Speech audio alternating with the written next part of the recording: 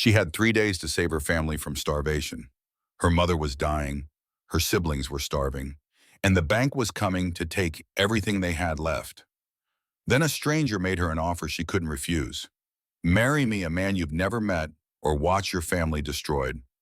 What Mara didn't know was that this cold, scarred rancher would give her something she never expected in return for her sacrifice. Stay until the end to discover how the worst decision of her life became her greatest blessing. This story proves that sometimes the moments when we feel most trapped are actually the doorways to our greatest freedom. And true love isn't about perfect beginnings. It's about choosing each other when everything falls apart. For every woman who has ever sacrificed herself for her family, for every heart that wondered if love could grow from impossible circumstances, this story is your reminder that strength, dignity, and love can bloom in the darkest soil. If you believe that real love is a choice we make every single day, hit that like button right now. Drop a comment telling me what city you're watching from. I love seeing how far this story travels. And if you don't want to miss stories like this, subscribe and turn on notifications. Now let's begin. The letter showed up on a Tuesday. Standing in the doorway of her family's worn-down home, Mara Ellington felt her hands shake. The words on the page were a death sentence for their future. Final notice. Payment of $847,302 was due by November 15, 1885. In 3 days, they would lose it all. Mara squeezed the paper in her fist. From inside the dark cabin, she heard her mother's painful, ragged breathing. It was a constant, terrible sound that had haunted their little home for weeks. "Mara?" a small voice asked. "Is it bad?" She turned to see her brother, Thomas, standing there. At only 14, he tried so hard to be the man of the house, and it broke her heart. Her 9-year-old sister, Clara, peeked out from behind him, her eyes wide with worry. "No, Tommy," Mara said, her voice a careful lie. She tucked the letter into her apron. "It is just a notice about Papa's old business. We can handle it." The lie felt bitter. Thomas knew she was not telling the truth, but he was kind enough not to say so. They both knew they were sinking fast. "I am going to town," Mara announced, grabbing her old coat. "Mrs. Henderson might have some sewing work." "But you just asked her yesterday," Thomas said. "Maybe something new came in." Another lie. She told him to watch their mother and little sister and to keep the fire going. He simply nodded, his face serious. "We will be okay, right, Mara?" he asked. She looked at her sweet brother, who had buried their father just 4 months ago and now watched his mother fade away. She thought of Clara, who still waited for their papa to come home. She thought of her beautiful mother, now a shadow of her former self.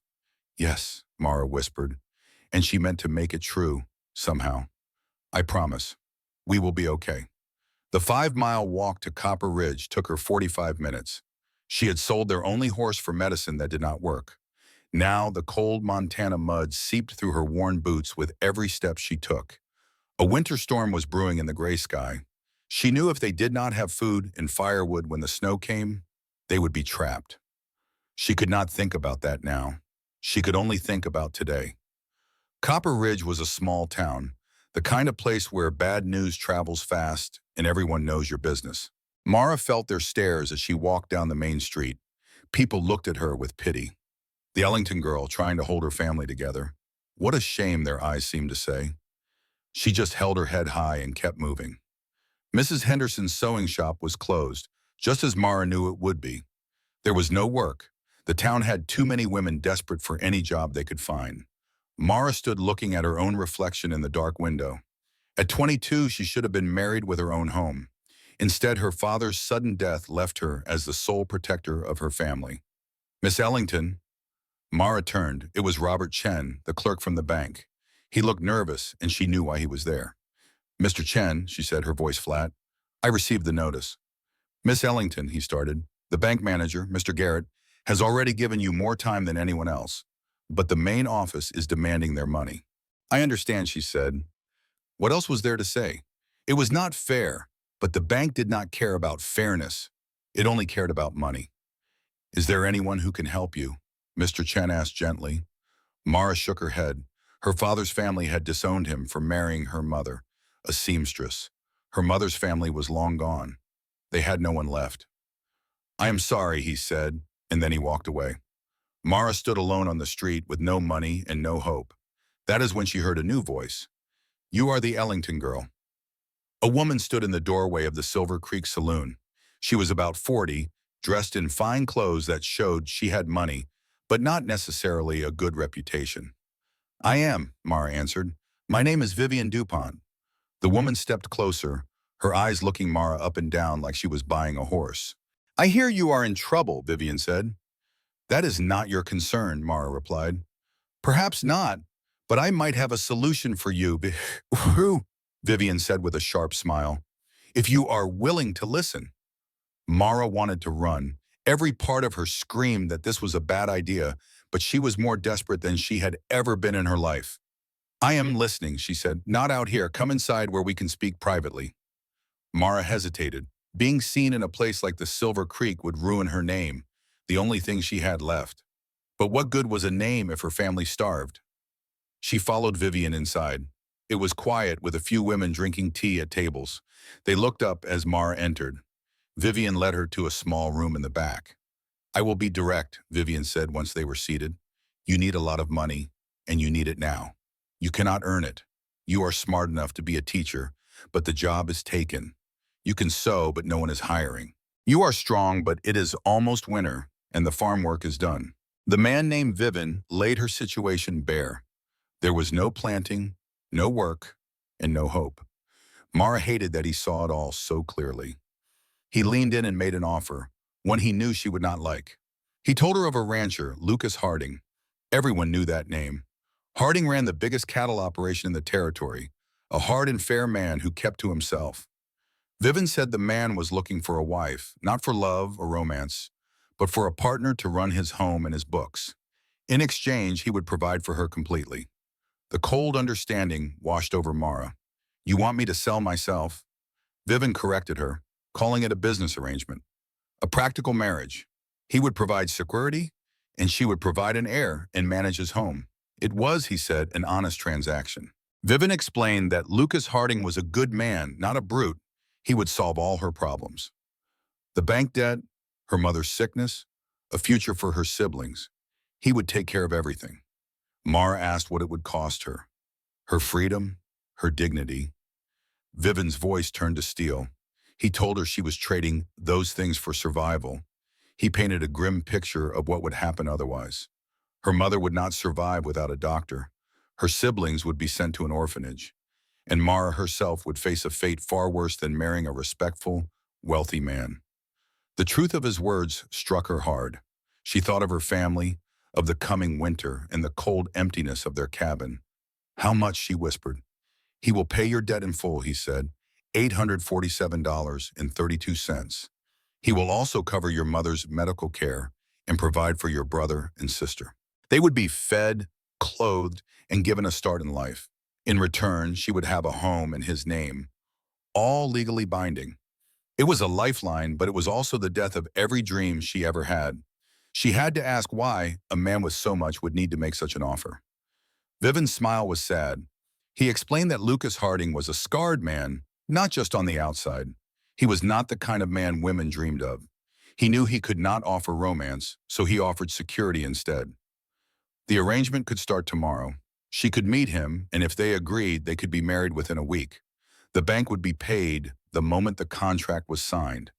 Mara felt her legs tremble as she stood. She needed to think. Vivian warned her not to think for too long. The bank would not wait, and neither would Mr. Harding. The walk home felt like a nightmare. Mara knew she had no other options. She could either marry Lucas Harding or watch her family fall apart. The choice was simple and brutal. It was a trade she had to make. She had dreamed of a life built on love, with a husband she chose and children born of joy. Now all of that was being traded for simple survival. When she reached her family's small cabin, the cold was setting in. Her brother Thomas sat by the fire, watching over their sick mother. Clara was asleep under a pile of thin blankets. Thomas asked if she had found work. "No," she said softly, "but I found a solution." She told him about the offer, about the choice that was not a choice. Thomas listened, his young face growing old. He told her she could not sell herself for them. "I have to," she insisted, kneeling beside him. This is not about selling myself. It is about saving us. Mama will get a doctor. You and Clara will have a future. He argued that she would be trapped with a man who did not love her. And if I do not do this, we will all be destroyed, she replied. Is that better? This is my decision, Tommy. He said it was not fair. Mara finally let the tears fall. No, it is not fair. But it is our reality. I need you to be strong now. She pulled him close and told him to tell their sister that everything would be all right. Tell her that sometimes sacrifice is just another way to say I love you. That night, Mara lay awake. In 3 days, the bank would take everything, but tomorrow she would accept the proposal. It was never really a choice. At dawn, she rose and put on her best dress. In the cracked mirror, she saw a tired, frightened young woman. But she also saw a woman who would do anything to save her family. Love had held her family together through tough times, but love could not fill their bellies. So Mara had to do this. She had to walk to the Grand Hotel at 10 o'clock to meet a man named Lucas Harding. This walk felt like the end of her world, but it was the only path to save her family from a slow, cold death. The hotel was a palace of wood and glass, a place built by money she could never imagine. Poor girls did not belong there. But today she did. Taking a deep breath, she walked inside and asked for Mr. Harding. Proud, her voice did not tremble. The clerk knew exactly who she was. He pointed her to a private room. She knocked, and a deep voice told her to come in. Lucas Harding stood with his back to her.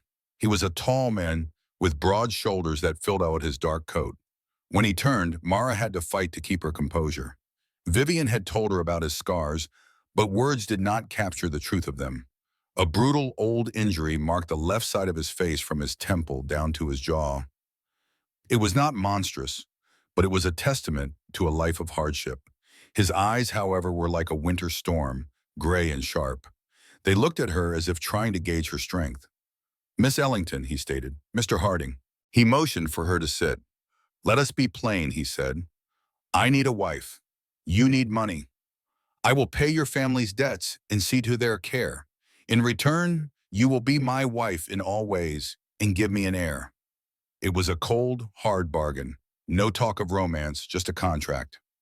What happened to your face? Mara asked, the words leaving her before she could stop them. His expression did not flicker. A fire. A business rival tried to burn me alive 7 years ago. I made it out.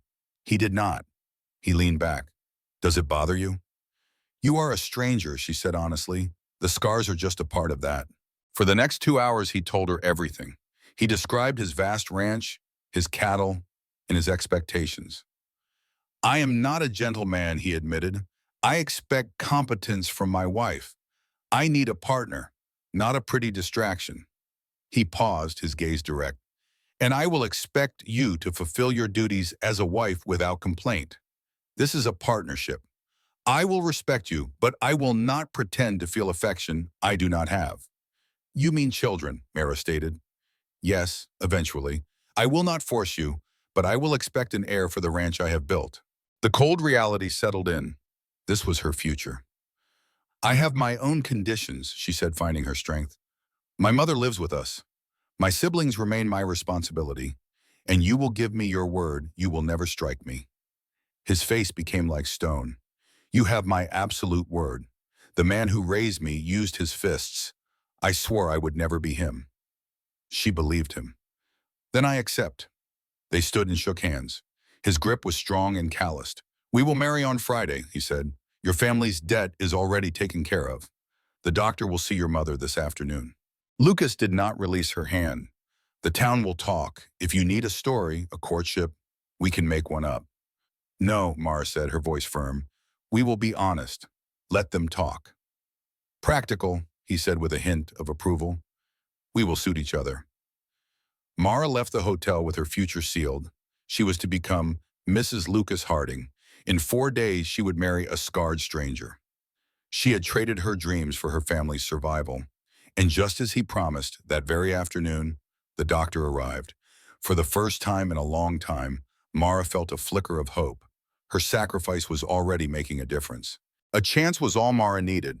Her siblings, Thomas and Clara, understood this marriage was about survival, not love. The night before, Thomas asked her, will you be happy? Mara told him the simple truth. We will be safe. It has to be enough. The wedding was a cold, quiet affair. No party, just a few witnesses in a small church. Mara stood beside Lucas Harding, a tall, scarred stranger who was now her whole future.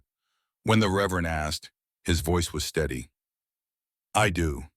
Her own I do was just as firm. With those words, she sealed their bargain.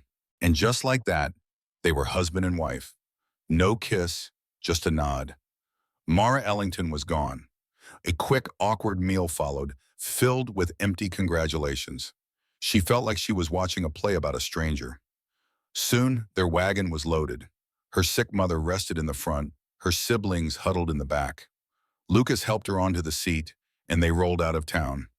Mara never looked back. Her old life was over. Ahead was a bargain made from desperation. The journey cut through a harsh, wide-open country that either made you or broke you. Lucas drove in silence, just pointing out landmarks now and then. Mara was glad he was not pretending this was a fairy tale romance. As the sun got low, they crested a hill, and she saw it. The Harding Ranch filled an entire valley, protected by the hills around it. The main house was a huge place of stone and timber, with barns and stables all around. It was more than impressive. It was a kingdom, and it was a long way from home. Home, Lucas said as they rode down into the valley. Ranch hands stopped their work to stare, their eyes judging this new woman. Mara met their gazes head-on. She was here to stay, and she would not be ashamed of it. Lucas helped her down from the wagon just as the front door opened. A stern-faced woman in a spotless apron appeared. Mrs. Kowalski, Lucas said, this is my wife, Mrs. Harding, and her family. The housekeeper's eyes took in every detail of Mara before giving a short nod. Welcome, I have prepared the rooms. Thank you, Mara said, her voice even. My mother is very sick. We need to get her settled. We put her in a main floor bedroom. It was sunny and near the warm kitchen. Mrs. Kowalski had already made up a sick bed, and I was grateful for her practical nature. She's perfect, I said. Together, Lucas and I settled Mama into the clean, warm room. As we laid her down, her eyes opened. Mara, she whispered, we're at the ranch, Mama, my husband's place. You're safe now. Her gaze found Lucas in the doorway. Your husband? Yes, Mama. We were married this morning. So fast, she murmured, her eyes closing again. Papa would have understood, I said, more to myself than to her. Mrs. Kowalski took Thomas and 9-year-old Clara upstairs. They were just glad to have real beds. Then the housekeeper led me to the master bedroom. Mr. Harding's room, she said. Yours now, too. My heart started pounding. It was a large, simple room with a big bed covered in dark quilts. Your things are here, Mrs. Kowalski told me. I cleared space for you. Dinner is at 7. I can bring you a tray if you'd like. No, I said quickly. I'll eat with my husband. Thank you. She left me alone in my new room. I looked out the window at the quiet ranch and felt completely trapped. A knock on the door made me jump. It was Lucas. He wanted to see if I was settling in. I suppose so, I said. It's a lot to take in. You'll get used to it, he replied. I meant what I said. I will not force myself on you. You can take your time with this arrangement. I know this is not what you wanted, but I will try to make it bearable. Bearable, I repeated. Not exactly romantic. I never promised you romance, he said. Just honesty. So what are the rules, I asked. We share this room. We share this life. We do not pretend. I will not have the hands gossiping about my marriage. Appearances matter then. Reality matters more, he said flatly. You are my wife. We made a deal, and I will honor my part. I expect you to do the same. It was a fair, brutal truth. I just nodded. That evening, I sat with my new husband in a dining room larger than our whole cabin. We ate good roast beef and potatoes in silence. Lucas would mention things about the ranch, filling the quiet space between us. I just listened. This was my life now. Later, I checked on Mama, who was sleeping soundly. I tucked Clara in and spoke with Thomas. Are you all right? He asked me. I am managing, I told him. We are safe and we are fed. That is what counts. Is he good to you? He is an honorable man, I said. That is more than many women get. But it is not love, Thomas said. No, I agreed. It is not love. But right now, survival is enough. Back in the master bedroom, I changed into my plain nightgown and waited. Lucas came in soon after. I usually take the left side, he said. The right is fine. We got into the big bed from opposite sides. A wide space of cold sheets lay between us. I lay there stiff, hearing him breathe in the dark. Every part of me screamed that this was wrong. Relax, Lucas said quietly. I gave you my word. I will not touch you. I know, I said. It has been a long day. Try to sleep. And somehow exhaustion won.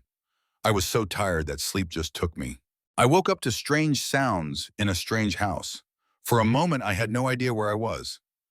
Then it all came flooding back. The ranch, the marriage, Lucas. I turned my head.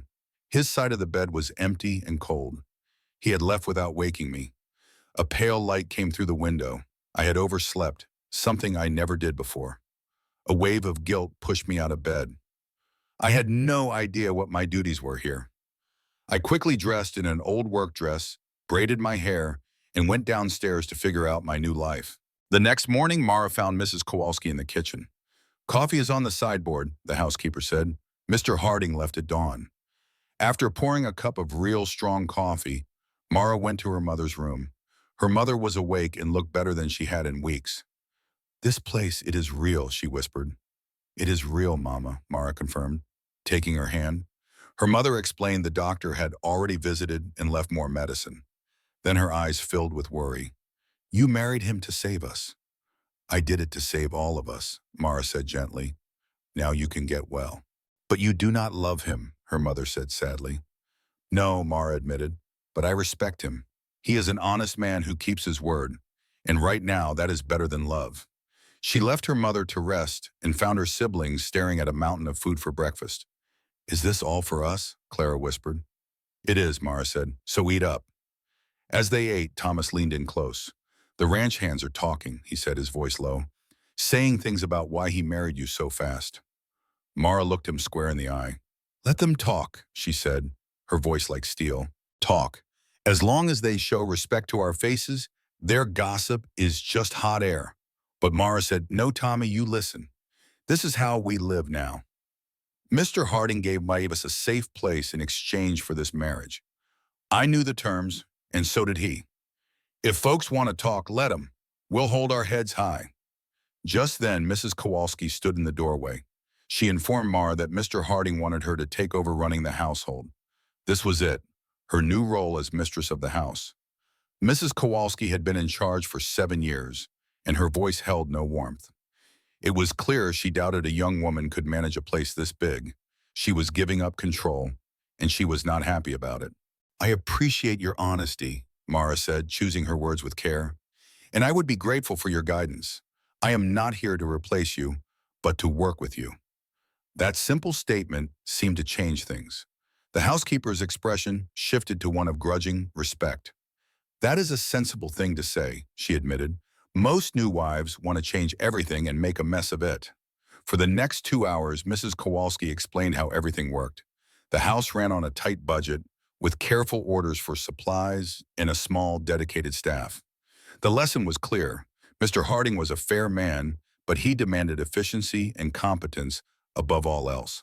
Does he also demand a wife who never sees him? Mara wondered. Mrs. Kowalski's next words answered that question. This ranch is his entire world, Mrs. Harding. Everything else, and everyone else, comes second. You need to make peace with that. Mara thought about the honest, brutal bargain they had made. I married him for survival, not romance. As long as he keeps his promise, I will keep mine. The housekeeper's face softened just a little. You are a practical girl. That is good. Later, Mara found her siblings in the barn. A young ranch hand named Jake Morrison was kindly showing Thomas how to mend a fence. He was respectful and even offered to teach the boy some real ranch skills. Mara looked at Thomas and saw the hope lighting up his young face. She figured that would be just fine, so long as it did not get in the way of his schooling. Jake mentioned a school in Copper Ridge where most ranch kids went during the winter. With the workload being lighter, Thomas could attend regularly until spring. We will make it happen, Mara promised. She then turned her attention to Clara. And what have you been up to, little miss? Clara's face was bright with excitement. I was watching the horses. Oh, Mara, they are so pretty. Mr. Morrison said I might learn to ride one day. Mara smiled, feeling a bit of warmth despite it all. At least her brother and sister were finding their footing here. She left them to explore and walk the grounds, trying to get the lay of the land. The ranch was huge and well organized, with a place for everything. Near the main barn, she heard voices and saw Lucas talking with his men over a map. He stood tall and solid, a man completely in charge. Then one of the men said something that made Lucas let out a short, real laugh. For just a second, the hard lines on his face softened, and he looked like a different man. Then he looked up and caught her eye. The moment was gone. He said a few words to his men and walked over. "Is something the matter, Mrs. Harding?" "No, I was just getting to know the place." "Good." His stormy eyes studied her. He asked how her meeting with Mrs. Kowalski went. She told him it was productive and that the housekeeper had agreed to teach her how to run the household. Lucas seemed pleased. He values her opinion a great deal. He then mentioned seeing her brother with Jake. "Thomas is learning some ranch work. I trust that is acceptable." "It is fine," he said. "A boy ought to learn useful skills." After a short, awkward silence, he told her he would be working late and not to wait up for dinner. As he turned to leave, he stopped. "Mrs. Harding, you are adjusting well. I appreciate it." And before she could think of what to say, he was gone. The days fell into a steady rhythm. Lucas was gone before sunrise and returned long after dark. Their conversations were short and to the point. Mara learned to manage the large household from Mrs. Kowalski, spent time with her recovering mother, and watched over her siblings. In the evenings, she would read books from Lucas's impressive library. It was a strange life. They shared a house and a bed, but hardly a conversation. At night, he would lie beside her like a stranger, always careful to keep a space between them. A couple of weeks passed, and winter took a firm hold on Montana. The cattle were moved to their winter pastures, and the ranch prepared for the hard months ahead. Mara's mother was getting stronger each day. Thomas was thriving, learning new skills and gaining confidence. Clara had charmed the entire household staff. Mara was managing too. She was competent and organized, earning a grudging respect from Mrs. Kowalski. She was everything Lucas needed in a wife for his arrangement, but she was also terribly lonely. A business deal where she slept in the same house as her boss. 3 weeks after they were married, a blizzard changed everything. The snow came down in thick, blinding sheets, and a fierce wind howled around the house. Lucas and his men had been out moving cattle when the storm hit hard and fast. Mara watched from a window as they fought their way back through the whiteout. By late afternoon, all the hands had returned except for Lucas. Jake Morrison, his face raw from the cold, explained the situation. A couple of cows had wandered off into a ravine. The boss went after them, saying he was right behind us. But that was an hour ago. Mrs. Kowalski's voice was sharp with worry. The storm was getting worse, and everyone in Montana knew what happened to folks caught out in a blizzard. Mara suggested sending out a search party. Jake just shook his head. In this, he said, we would just end up with more people lost, so they could only wait. To do was wait and hope. "Mr. Harding knows this land better than anyone," Jake said, trying to sound convincing. "If anybody can make it back, it is him." But as the afternoon faded into a dark, stormy evening, hope began to fade with it. Mara kept going back to the window, staring into the swirling snow for any sign of him. Nobody had much of an appetite for dinner. The tension in the house was thick enough to cut with a knife. "He will be all right," she told her siblings, and she told herself. But she did not really believe it. Fear began to take hold. She had married this stranger to save her family. Their relationship was a practical arrangement, nothing more. So why did the thought of him out there, freezing in the snow, fill her with such a deep and terrible dread? Mrs. Kowalski urged her to eat, but Mara could not. The housekeeper tried to reassure her. "He has survived worse," she said. "He will survive this too." At 9 o'clock, Jake and 2 other men decided they were going out to look for him, no matter the risk. Mara knew she could not stop them. Their loyalty to Lucas ran deep. All she could say was, "Be careful." They vanished into the storm. 10 o'clock passed, then 11. Now 4 men were missing. Just after midnight, when all hope seemed lost, Mara saw shapes stumbling out of the white darkness. She threw open the door. Jake and his men were half carrying Lucas. He was conscious, but just barely. His lips were blue, and his skin was ghostly pale under a crust of ice. The house came alive in an instant. Mrs. Kowalski started shouting orders, and the staff rushed to help. But it was Mara's voice that cut through the noise with calm authority. "Get him upstairs," she commanded. "To the main bedroom. We need to warm him slowly or his body will go into shock." The men hauled Lucas inside, his body stiff as a board from the Montana cold. They peeled off his frozen clothes and Mara felt a knot tighten in her stomach. She had married this man for security, a simple transaction to save her family.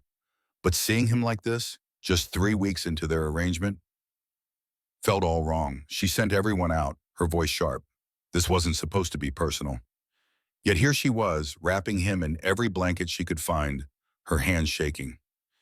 He nearly died for a couple of cows. She told him that, her voice filled with an anger that surprised her. He just gave a weak smile, his lips blue. "Practical as always," he whispered. As she and the housekeeper worked to slowly bring the life back into him, a terrifying thought took root. She cared. She sat with him all through the night, long after the housekeeper had gone to bed. Mara watched the steady rise and fall of his chest, a simple rhythm that felt like the most important thing in the world. This was supposed to be a business deal, her safety for his name. But watching him, vulnerable and helpless, she knew a line had been crossed. She wasn't just worried about her future anymore. She was worried about him. This quiet, stubborn man who took his responsibilities so seriously he would walk into a blizzard for them. In the silence of that room with the storm howling outside, Mara realized their carefully built walls had crumbled without either of them even noticing. When Lucas finally woke, his eyes were clear. He saw her sitting there, looking exhausted. "You stayed," he said, his voice raspy. She just nodded. "Someone had to make sure you didn't do something foolish." A week later, as he was finally getting his strength back, he took her hand. It was the first time they had touched out of anything but necessity. The feeling was warm and strong. "Maybe it's time to figure out who I am besides this ranch," he said quietly. She squeezed his hand, a silent promise that he would not have to figure it out alone. Their arrangement was changing, becoming something real, right before their eyes. For the first time, they truly talked. Mara would sit with Lucas in the evenings, tending to his frostbitten fingers. He told her about building the ranch from nothing and the fire that scarred his face. She told him about her family and the slow fade of hope as debt took over. One night, Lucas looked into the fire. He said he was angry for a long time. The ranch was the only thing he could control. He asked if that was why she wanted a practical marriage. She said it was simpler that way. He touched the scars on his face, saying he knew what people saw. But Mara saw something different. She saw the man who saved his cattle because he felt responsible. She saw the man who kept every promise he made to her. She told him his scars did not define him. Mara said he was a man who built walls so high he forgot how to let anyone in. Lucas called her Mara for the first time. He thanked her for being angry at his foolishness. She smiled, telling him that next time he wanted to risk his life for livestock, he should tell her first. His deep laugh followed her down the hall. After that, the ice between them melted away. Lucas recovered, but the distance in their marriage did not return. He started asking about her day. He listened. The space between them in the bed at night began to shrink. They would wake up closer than when they fell asleep. One night, about 3 weeks after the storm, Mara woke to find Lucas on the edge of the bed. He had his head in his hands. She touched his shoulder and asked what was wrong. He said he could not sleep and that he was troubled by something she had said. Lucas told her he did not know how to be anything other than a rancher. Work and duty were all he understood. He did not know how to be a husband beyond their practical deal. Mara told him they were both learning. She said he had shown her more humanity in the past few weeks than ever before. He then told her a secret. When he was out in that storm close to death, he kept thinking about her. He hated the thought of leaving her a widow, alone and unprotected. Mara said that sounded like guilt. Lucas shook his head. He said it was something else, something he did not expect to feel. He took her hand, admitting the feeling terrified him more than any storm. Her heart pounded in her chest. This was new territory for them both. Mara knew her own feelings were growing deeper. She suggested they not try to name this new thing between them. Instead, they should just let it be and give it space to grow. For the first time since their wedding, they fell asleep in each other's arms, a silent acknowledgement that their arrangement was changing.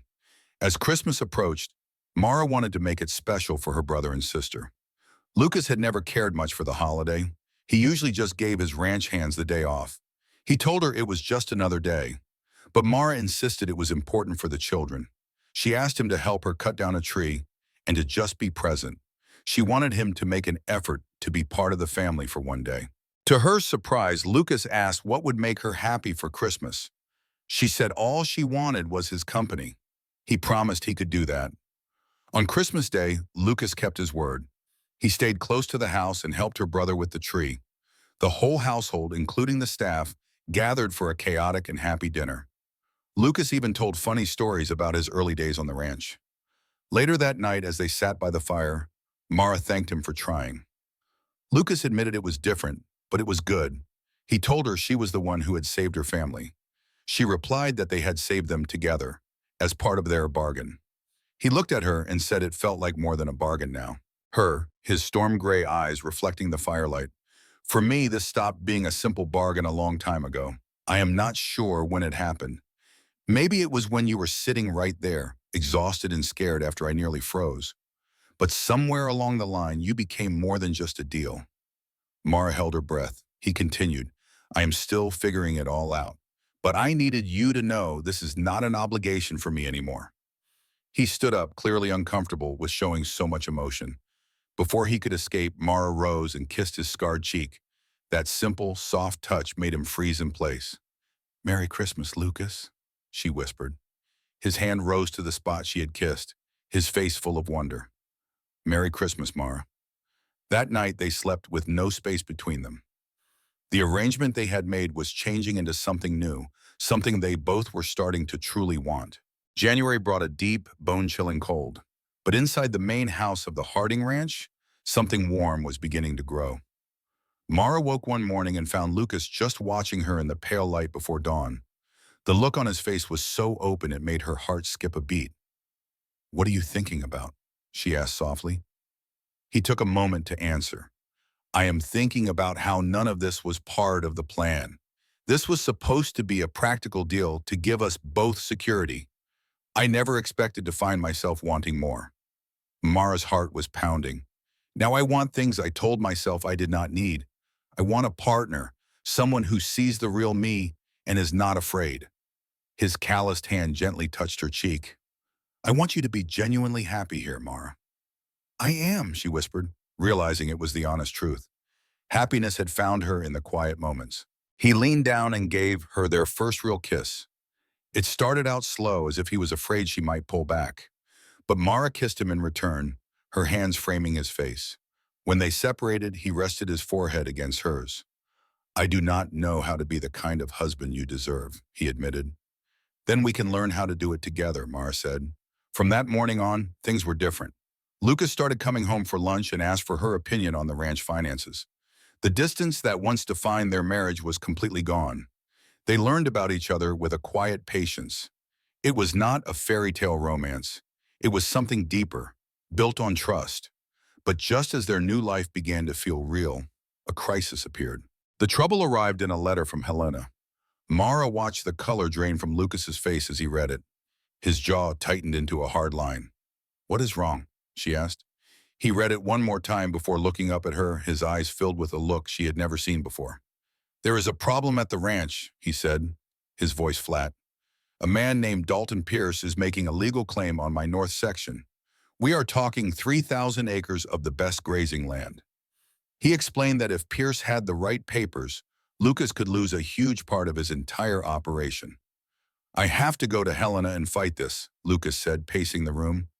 But the ranch cannot run by itself. There are too many decisions that have to be made every single day. Mara watched him, and she started to understand where this was going. I need someone I can trust to make good decisions while I am gone, he said, looking straight at her. I need you. The request was enormous. Lucas was asking her to run a massive ranch she was still learning about. She would have to manage men who might not listen to a woman. I do not know enough to do that, she protested. I have only been here for 2 months.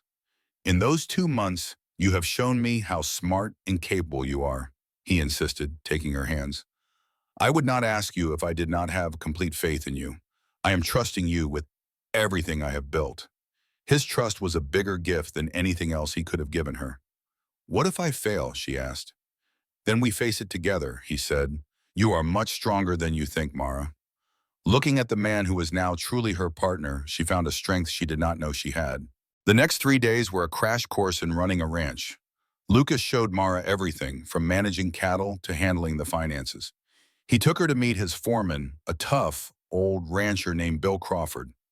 "Mrs. Harding is in charge while I am gone," Lucas told Bill directly. "Her orders are my orders. Anyone who has an issue with that can get their pay and leave. Is that clear?" Bill looked at Mara for a long moment, then nodded. "It is clear, boss." But it was not that easy for everyone. Later, a ranch hand named Tucker, who always seemed to have a sour look on his face, approached her. "Begging your pardon, ma'am," he started, "but some of the men do not think it is right for a woman to be making these kinds of decisions." Mara felt a flash of anger. She knew this would happen, but hearing it out loud was another thing entirely. She stood up a little taller. Tucker, a ranch hand, challenged Mara's authority in front of the other men. She stood tall and told him that Mr. Harding trusted her to manage the ranch. She made it clear that if he could not accept that, he was free to leave. Tucker backed down. Lucas had seen the whole thing from the barn doorway. He walked over, a proud look on his face. He told her she handled it well. He said the men needed to know she meant what she said. Lucas kissed her forehead gently before he left for his trip. He told her he had faith in her, even if she did not have faith in herself yet. Mara watched his wagon disappear, feeling a strength she had not known she possessed. Then Lucas had to leave on business, and the weight of his 10,000-acre ranch fell squarely on Mara's shoulders. She was just 22 years old, filled with a quiet panic. Every day was a test, a long list of decisions she was not qualified to make. A sick animal, a broken fence, ordering supplies, it was all on her. But she took a deep breath of that cold Montana air and got to work. She asked questions. She listened. And day by day, she learned. She was not just surviving, she was managing. Bill Crawford, the foreman, told her she was doing just fine. "You're not drowning," he said, "and you're swimming." Mara held on to those words like a lifeline. Word from Lucas was sparse, just short letters saying the legal fight over the land was a tangled mess. While he was gone, Mara proved her salt. She settled a squabble between two hands without a single punch thrown. She even wrangled a better price on feed. When a cow went into labor too soon, she delivered the calf herself, her hand steady. The ranch hands started to look at her differently, with a grudging respect. Then February bit down hard. A bitter cold snap hit, taking 2 men down with fever. A pack of wolves killed 3 calves. To top it all off, a pipe in the main house burst, flooding 2 whole rooms. Mara was running on fumes and black coffee, moving from one disaster to the next. Mrs. Kowalski found her slumped over the books in Lucas's office, just staring. "Child, when did you last sleep?" the housekeeper asked. "Don't know, don't care," Mara mumbled, rubbing her eyes. "Too much to do." "You're gonna collapse," Mrs. Kowalski said, her voice gentle but firm. I can't let Lucas down. He trusted you to run the ranch, not to kill yourself doing it. Now you need rest." The housekeeper pulled her from the chair. "Bed, now, I'll watch things for 6 hours."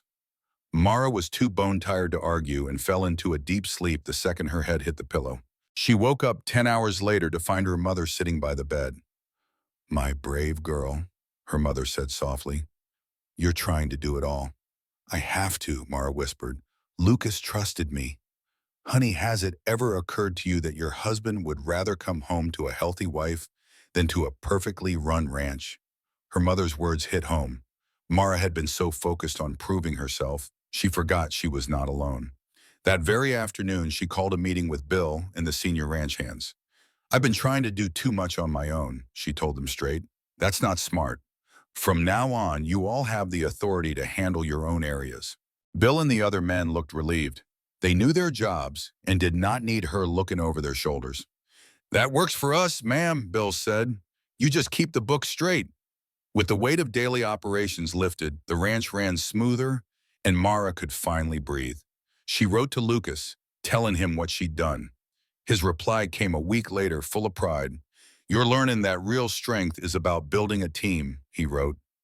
I am so proud of you, Mara. The weeks crawled by, and Mara realized she missed him something fierce. She missed the quiet evenings and the simple comfort of his presence. That practical arrangement they'd made had somehow turned into something real. She had fallen in love with Lucas Harding. Then one night in mid-March, he came home. He looked tired, older. They just stood there in the hallway for a long moment before he crossed the distance and pulled her into a tight hug. I missed you, he breathed into her hair. How did it go? She asked, her heart pounding. Lost, he said, his voice flat with defeat. Pierce's paperwork was real. I have to give up the north section. 3,000 acres. Just gone. How bad is it? Mara asked, pulling back to see the exhaustion etched on his face. Bad. We'll survive, but it will be tight. I'm sorry, Mara. I promised you security. Stop, she said, pressing her fingers to his lips. This changes the details. It does not change us. She took his hands. Lucas, while you were gone, I learned I can take care of myself. I learned that if we lost everything tomorrow, I would find a way. I don't need you for security anymore. She stepped closer, her gaze locked on his. But I don't want to survive without you, not because I need you, but because I choose you. Because somewhere along the way, I fell in love with you. When Lucas returned 7 weeks later, he looked defeated. A bad business deal had cost him dearly. But when he saw Mara, his whole expression changed. She looked stronger, more confident. He finally broke, telling her how he had built walls around his heart so high he never thought they would come down. Then you came along, he said, his voice thick with emotion. Mara, you tore down every wall without even trying. I love you. He told her he had started falling for her the moment she looked at his scars and did not flinch. He loved her strength and her spirit. He loved that she was with him by choice, not by need. Mara kissed him then, a kiss filled with months of unspoken feelings. You're stuck with me, she said with a shaky laugh. We'll face the hard times together. She took his hand and led him to the office. The ranch's finances were a mess, but Mara had ideas. For hours, they worked side by side, not as a boss and his wife, but as true partners. The situation was grim, but for the first time there was hope. They had lost land, but in its place they had found something far more valuable. They had found each other, and together they would rebuild, side by side, facing whatever came their way. Crops to sell, like wheat or oats. It would not replace the lost cattle money, but it would help. Lucas studied the maps with a new focus. And here, Mara added, pointing to the books, you pay too much for breeding stock. We should start our own program. In a few years, we could be the ones selling to other ranchers. He looked at her, his expression a mix of surprise and admiration. You have put a lot of thought into this. That night, they worked together, making a plan for survival. For the first time since the bad news, Lucas looked like he had some fight left in him. We might actually pull this off, he said. Mara's voice was firm. We will. We are in this together. Believe we could get through anything. Mara said their whole relationship was built on uncomfortable truths, not pretty lies. Lucas quietly agreed, saying he would not change a single thing that led him to her, not even the fire. The scars taught him what truly mattered and brought him to a place where he needed exactly what she offered. They held each other that night, no longer strangers but partners who had chosen each other. The future was still a long, hard road, but they would face it together. 4 months ago, Mara had agreed to sell herself to save her family. Now she had found a strength she never knew she had, and a partner who valued her for who she was. Unexpectedly, she had found love. It was not a fairy tale, but something real, built on respect and honesty. Lucas's voice was soft in the dark. He thanked her for choosing him, for loving him when he felt he did not deserve it. She kissed him gently. You are worth loving, Lucas Harding, scars and all. Now sleep. We have a ranch to save in the morning. He let out a quiet laugh. As Mara fell asleep, she felt a hard-won hope. The ranch would recover. Her family was safe, and she had a partner who valued her completely. What had started as a sacrifice had become her freedom. But morning brought in a harsh reality of decisions to be made. Lucas rose with the sun, his face grim. He had to tell his men the news. Mara followed him downstairs. I should tell them myself, he said. Mara corrected him gently. It is our responsibility now. We are partners. An hour later, they stood before 15 ranch hands in the barn. Lucas got straight to the point. You all know I have been fighting a land claim. I lost. Next month, I am giving up 3,000 acres to Dalton Pierce. That is a third of our grazing land, so we have to cut the herd. A heavy silence fell over the men. Everyone knew a smaller herd meant fewer jobs. Mrs. Harding and I will make those decisions in the next few weeks, Lucas said, his tone firm. But Jake Morrison asked, Osayin, yes. What is the plan? Just hang on and hope for the best? Mara stepped forward, her voice steady. We are diversifying. The bottom land near the river will be used for hay and grain. We are also starting a breeding program to sell quality stock. Yes, that is more work, she agreed, but it is sustainable work. Cattle prices go up and down. This makes us stronger. An old hand named Bill Crawford nodded. Makes sense. My daddy near lost everything on cattle alone. Raising horses on the side is what saved his ranch. Exactly, Lucas said. This setback could have broken us. Instead, we are going to use it to build something stronger. That is not how this works, Lucas said, his voice cutting through the tension. The choice is simple. I can keep 15 of you working, or I can watch this whole ranch go under in 2 years with everyone on short pay. I am making the hard call now, so there is still a ranch for y'all to work on later. If you cannot respect that, the gate is right over there. The challenge was laid down, and no one picked it up. Tucker's jaw tightened, but he stayed quiet. These men knew Lucas. They knew this decision pained him. After they filed out, Lucas let out a long breath. That was tough. Mara touched his arm. You were honest. They trust you for that, and they trust me too. You have earned their respect, Mara. She smiled softly. I had a good teacher. So, what is next? Lucas gave a weary smile. Now the real work begins. The hardest day arrived in early April when Lucas had to let 4 men go. He made his choices based on skill and seniority, a decision that was fair but felt brutal. Tucker was one of the 4. His face turned red with fury. This is her fault, is not it? He spat, pointing a shaky finger at Mara. You were not firing men before she got here with her city ideas. Lucas's voice dropped to a deadly quiet. Be careful, Tucker. You are talking about my wife. I am talking about a woman who is running this place into the ground. Before Mara could blink, Lucas had Tucker by the shirt, his feet barely touching the ground. You listen to me, Lucas growled, his voice pure ice. My wife saved this ranch, Lucas said, his voice low and dangerous. While I was fighting a losing battle in Helena, she kept this place alive. The only reason any of us still have a job is because of her. So you take your pay and you get off my land.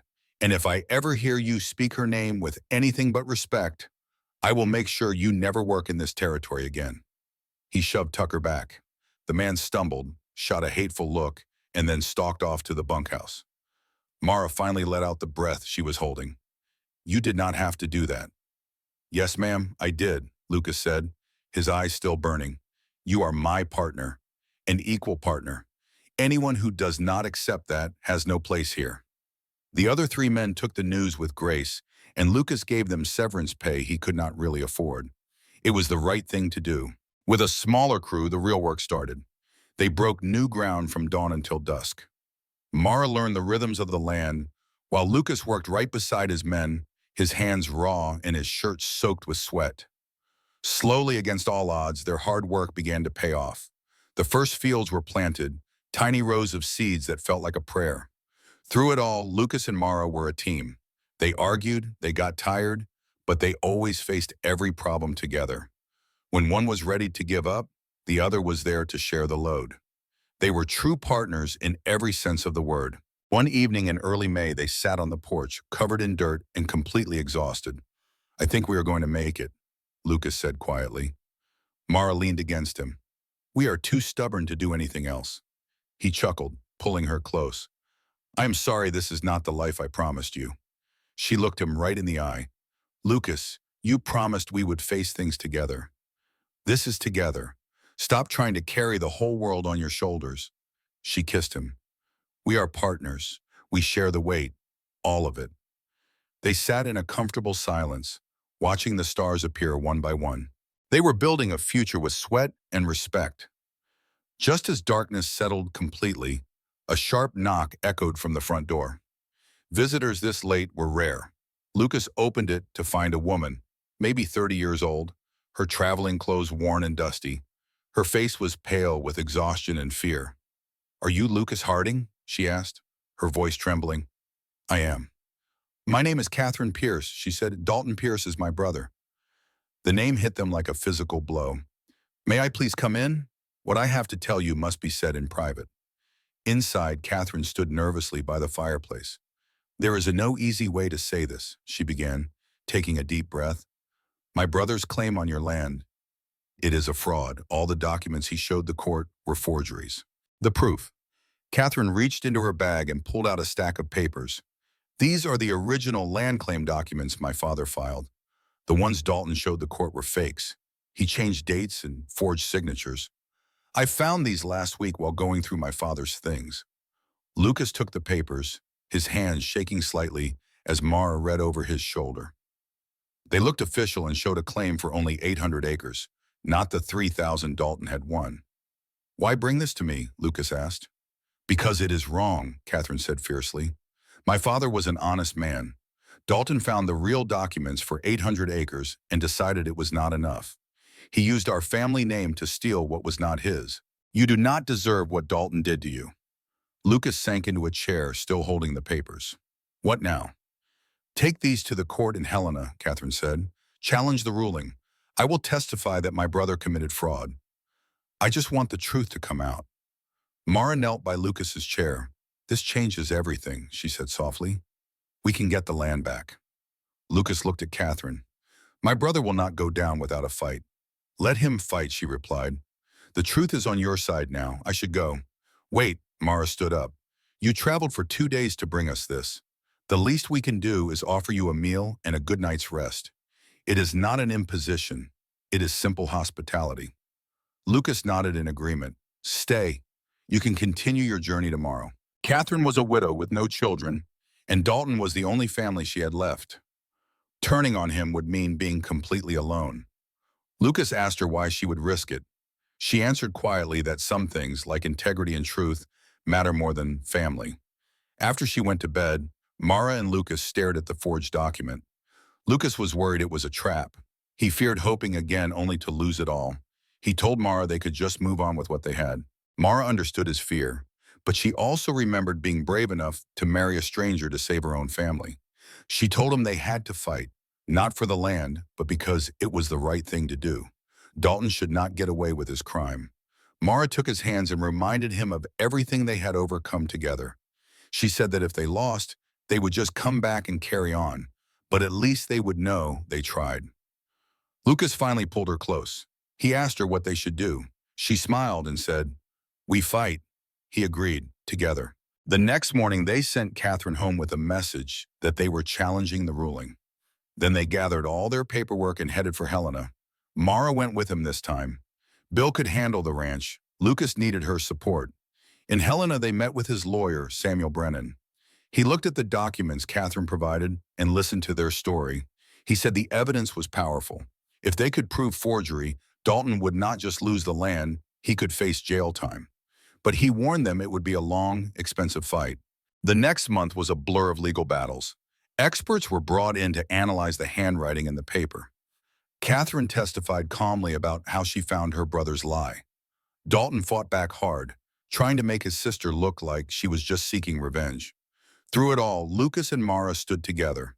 They went to every hearing and supported their lawyer. When Lucas felt his hope fading, Mara was there to remind him why they were fighting. They were true partners, facing this challenge together. The judge gave his ruling in late June.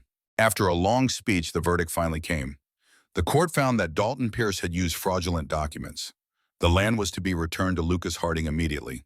The judge also suggested that Dalton be investigated for his crimes. As the courtroom exploded with noise, Mara turned to Lucas. Tears were streaming down his face. They were tears of pure relief. She pulled him into a hug as he shook. "We won," she whispered. "You won," he corrected her. "You are the one who believed." Outside, Catherine was waiting. They thanked her for her courage. She said she had lost her brother forever. Mara told her, no, you will not be alone. You will always have a place with us. The ride home felt completely different. Lucas was lighter, happier. He told Mara that he now had more than he started with. He had the land back, but he also had a real partnership built on love and trust. He said he could not imagine facing anything without her. She promised him he would never have to. When they arrived, the whole ranch was there to celebrate. Word had traveled fast. That night, they stood looking out over the valley that was truly theirs again. Lucas said they should have a big party to thank everyone. It was time to celebrate the future they had won together. Idea, Mara rested against him. Lucas, even if we had lost the ranch, we would have been okay because we have each other. The land is not what makes us strong, we wamo. Lucas turned to face her, his gaze steady. I know that now. For so long, I thought the ranch was everything, that I was nothing without it. But these past few months taught me the truth. The ranch is what I do. You are who I am. Mara kissed him, pouring all her love and joy into it. Take me to bed, she whispered when they parted. Not as a duty, but because I love you and want to celebrate all we have overcome. And that night, they did not just celebrate saving their land. They celebrated a practical arrangement that had turned into a true partnership built on love and respect. The celebration grew into something bigger than they had imagined. Word of their victory spread, and soon it seemed the entire town of Copper Ridge wanted to celebrate with them. Have you ever seen someone push to their absolute limit, only to rise up stronger than ever? Just a few months ago, Mara was barely hanging on, and Lucas was fighting to save his family's legacy from being stolen.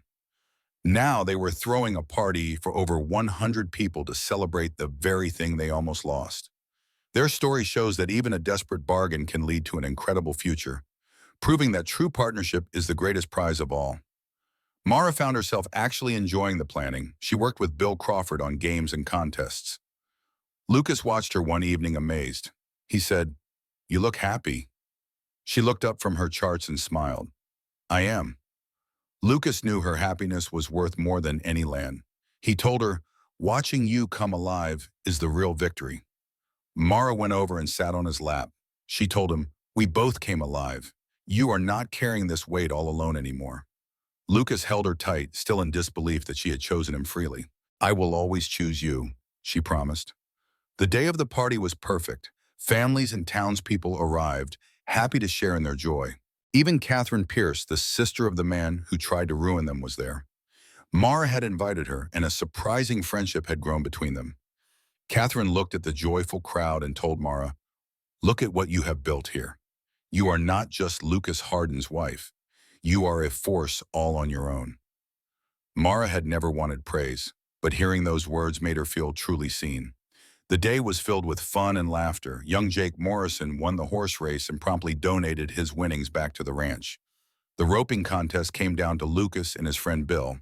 In a show of good sportsmanship, Lucas won by a hair, but declared it a tie, splitting the prize.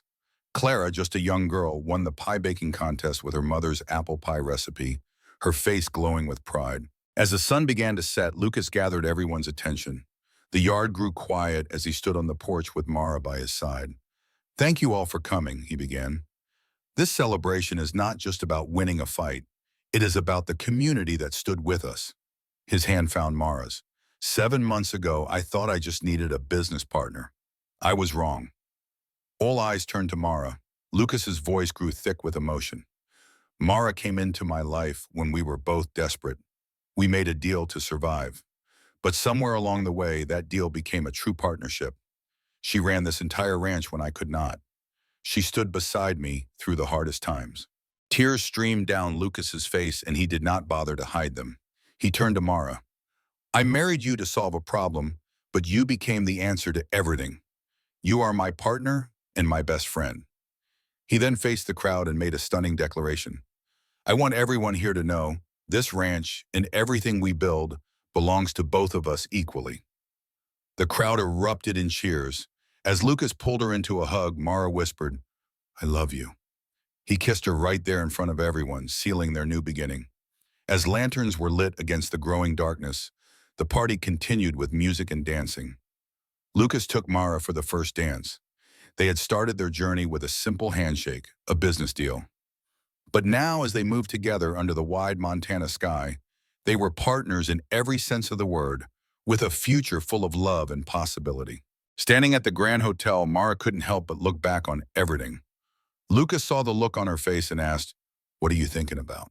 She smiled. "The day we met, I was so scared, thinking I was walking into a cage. But it turns out I was walking into freedom." She leaned against him. "Thank you for that." They danced for a while before finding her mother sitting with Catherine Pierce. "There you are, my brilliant daughter," her mother said. "Look at what you've created." Mara shook her head. "We built it together." But Catherine said quietly, "You had the strength to go it alone, but you chose to build something with him. That takes a different kind of courage." Her mother agreed. "When you married Lucas, I thought I'd failed you. But I see now you didn't sacrifice a thing. You saved us all, and I reckon you saved him too." Mara knew it was true. She had saved Lucas from the lonely world he'd built around himself. The party wound down late into the night. Friends and family headed home, full of good food and happy memories. Soon it was just Mara and Lucas, standing in their room and looking out over the quiet valley. Lucas sighed, "A perfect day." Mara corrected him with a smile. "A perfect end to a messy year." Nothing about the last 7 months was easy, but it was real. And that desperate bargain that started it all, it brought me right here, to you. She turned to him, her expression serious. "Lucas, I need to tell you something." The air grew still. Lucas's face was a storm of emotions, shock, then wonder, and finally pure joy. "Are you sure?" he whispered. "Dr. Morrison confirmed it last week," she said, taking his hands. "We're having a baby, Lucas, due around February." He pulled her into a hug so tight it nearly took her breath away, and she felt his tears in her hair. "A child," he said, his voice thick with emotion. "Our child. One we chose." "Are you happy?" she asked, already knowing the answer. "Happy doesn't even begin to cover it," he said, pulling back to look at her. "I'm terrified, but I'm so happy." They knew their child would grow up safe and loved, knowing that family means choosing each other, day after day. That desperate bargain felt like a lifetime ago. She hadn't sold herself to save her family. She had invested in herself. She'd turned a terrible situation into the foundation of a real life, a real partnership. In the months that followed, Lucas became almost funny in his attempts to protect her. He tried to stop her from doing anything he thought was too much work. After about 3 days, she finally put her foot down. "I'm pregnant, not made of glass," she told him firmly. "I'll rest when I need to, but I'm still your partner in this." They found their balance, just like they always did. Mara managed the house and the books, while Lucas hired 2 more ranch hands to help with the heavy lifting. They were up to 13 employees now. The ranch was thriving. Their new crops were a success, and the breeding program was showing great promise. Young Thomas was learning so fast that Lucas was already talking about making him foreman one day. Mara's friend, Catherine Pierce, was a regular visitor. She had finally cut ties with Dalton, who was now serving 5 years in prison for fraud. Catherine was building a new life for herself. "You inspire me," Catherine told Mara one afternoon. "Watching you makes me believe I can build something real for myself too." Mara smiled. "You already are. I learned what courage was from watching you." Mara looked out over their valley, at the golden fields and the peaceful cattle. It was all proof of their hard work and their partnership. Winter arrived, but this time they were ready for it. The ranch was strong and their home was full of warmth. Christmas was even more joyful, filled with excitement for the new baby. Lucas gave Mara a beautiful rocking chair he had built by hand, perfect for the nursery. Mara gave him a leather journal to record the story of their family. They spent the evening planning and dreaming. Mara secretly hoped for a girl, a daughter who would grow up seeing what a woman could build. January came, and with it, a simple observation from her mother.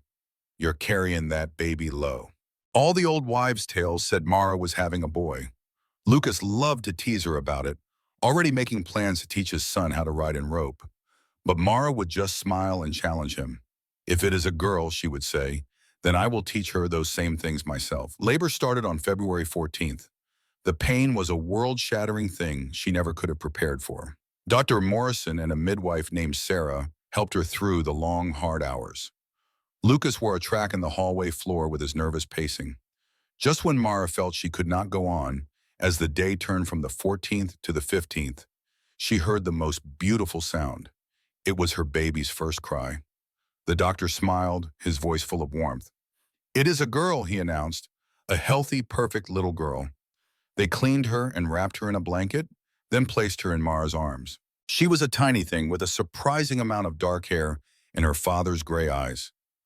A wave of love so fierce it was breathtaking washed over Mara. When they let Lucas in, the look on his face melted her heart. He walked to the bed as if he were afraid to break the spell. He reached out a finger, and her tiny hand gripped it with surprising strength. "She is perfect," he whispered. "What will we name her?"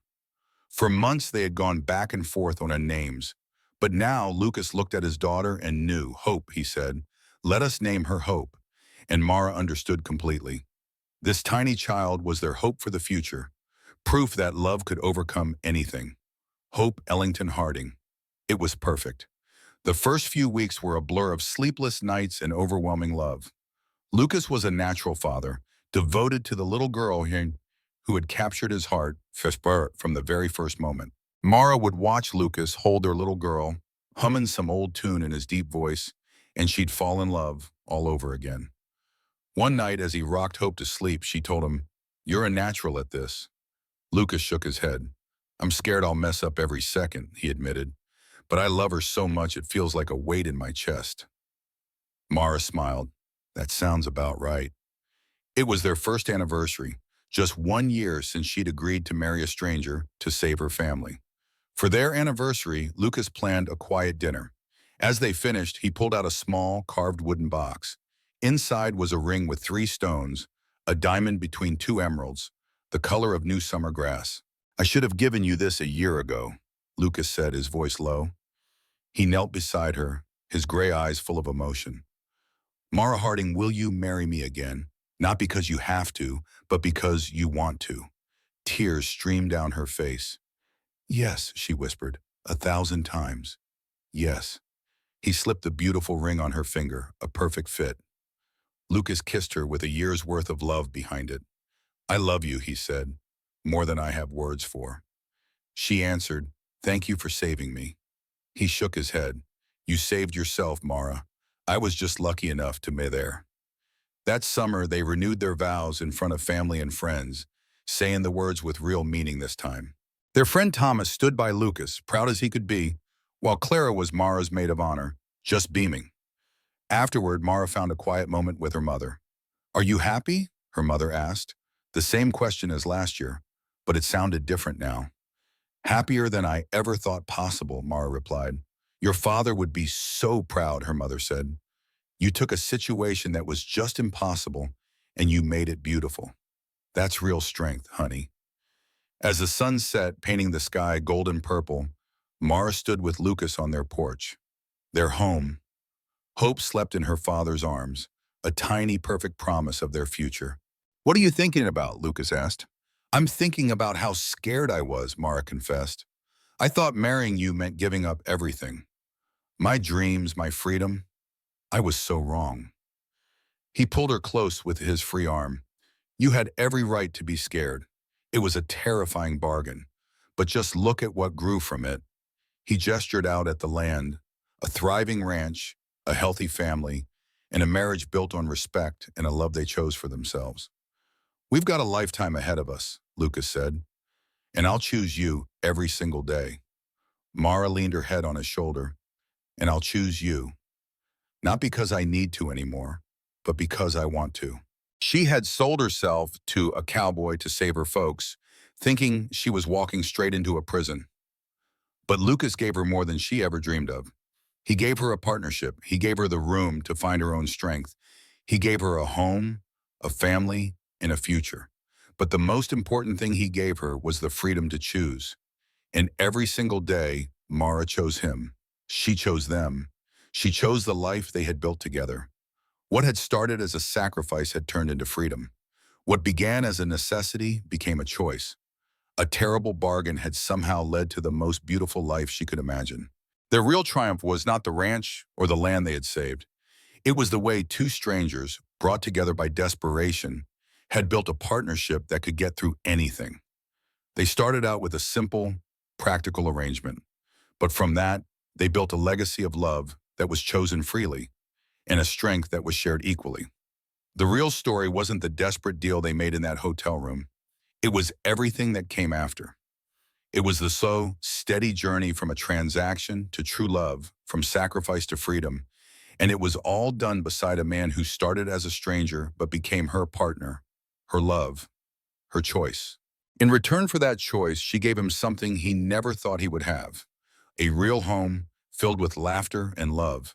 Together, they had built something far more valuable than any piece of land or herd of cattle could ever be. They had built a life, a real, honest-to-goodness life, and in the end, that was worth everything.